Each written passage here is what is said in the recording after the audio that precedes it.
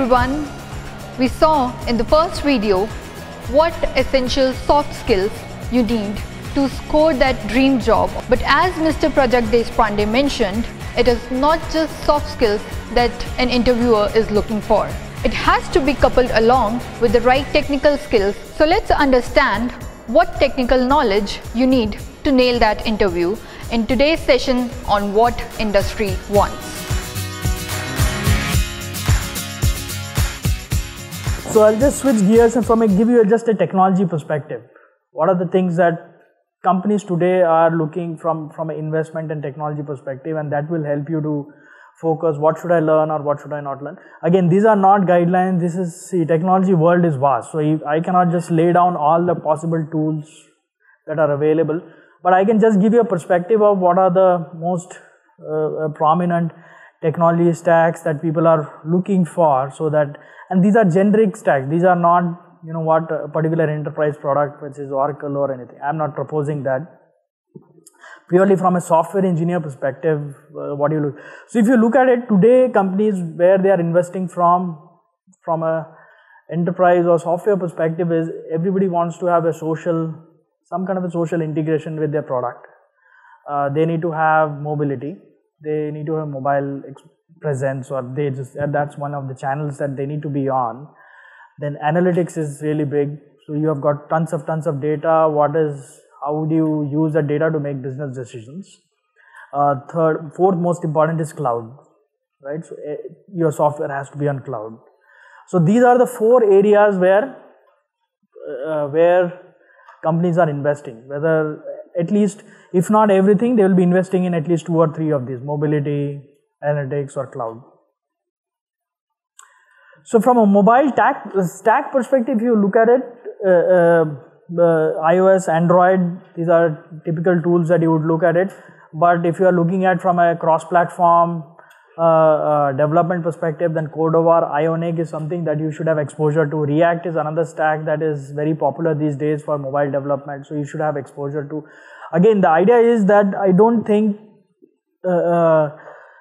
even if you know everything of it, so I think your focus should be know one of the things very good and just have a little bit of exposure to other things, so that you are not starting from zero, but be a master in at least one of things, right?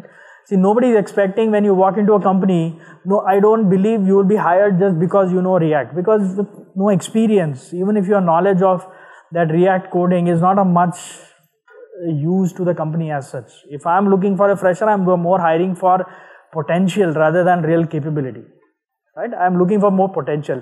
Can he do these things? Oh, his current knowledge or current aptitude or attitude will help him to do something. I am not going to hire you for, not just because you have put React on your resume, somebody is hiring you. It is not happening like that.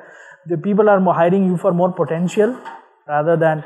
So from that perspective, focus on I would suggest focus on one of these tracks and be really good at it. And then if you are in a situation, I think if you are in an interview situation or a discussion situation, always call it out clearly that, hey, this is my strength. You ask me around this, that's fine, but this is not something I know about it, but that's not something I really have in-depth knowledge about it, right?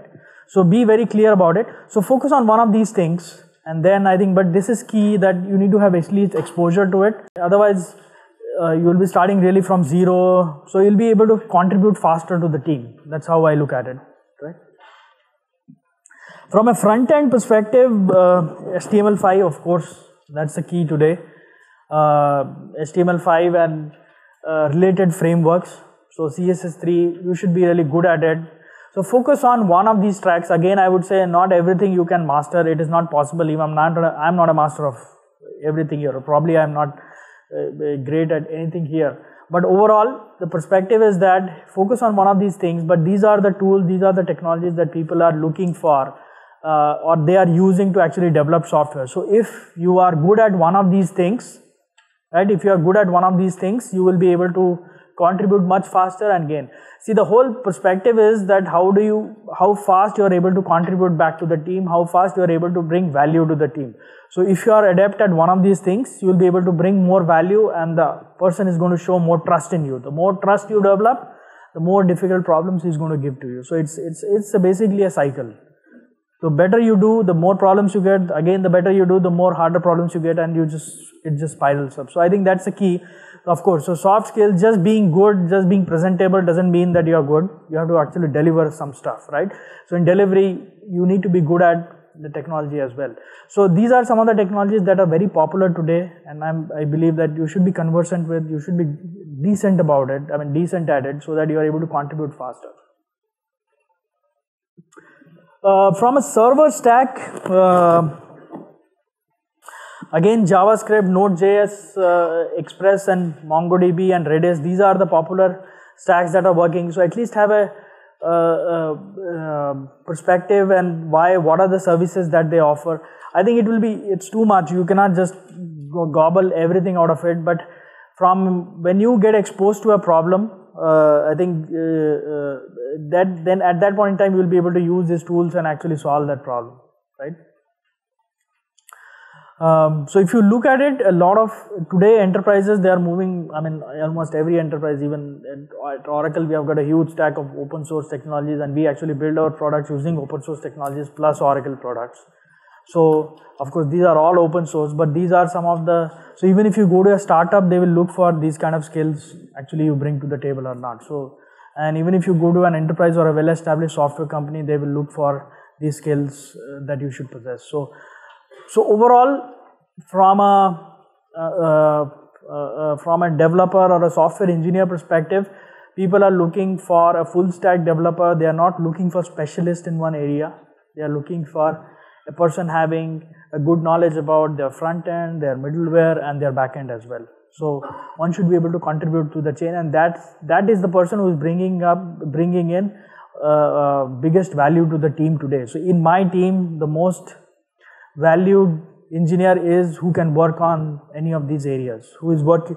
The thing is that when we give a functional feature to develop, that functional feature crosses all these areas. You have to look at presentation, you have to look at middleware, you have to look at backend. So then I can rely on him end-to-end ownership. Otherwise, like you say, front end I did it, but backend, there's a big bug, I don't know what's happening there, right? So the idea is that you should be good at a full stack developer, as a full stack developer, both front end, middleware and backend.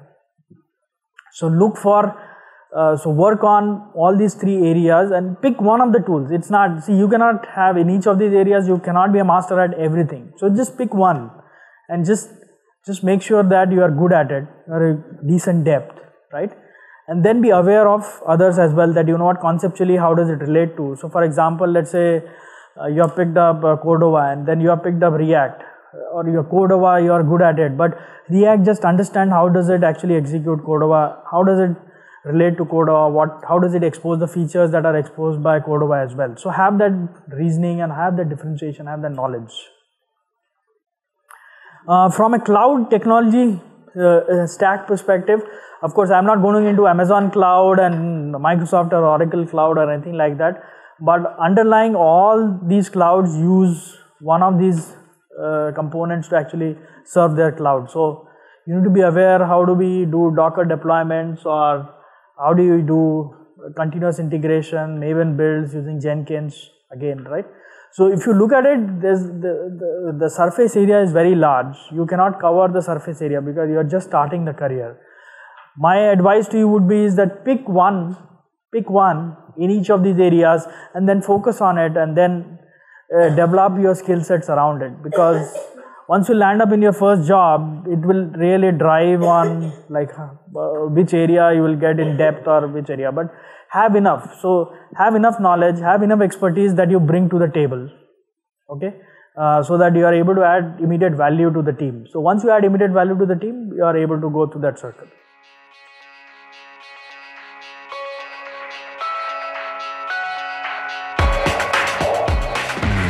That was a very interesting insight. You should not be focusing on just the front end or middleware or the back end, but be a full stack developer. That increases your chances of nailing that interview right there. I hope you enjoyed this video as much as I did. Thank you for watching.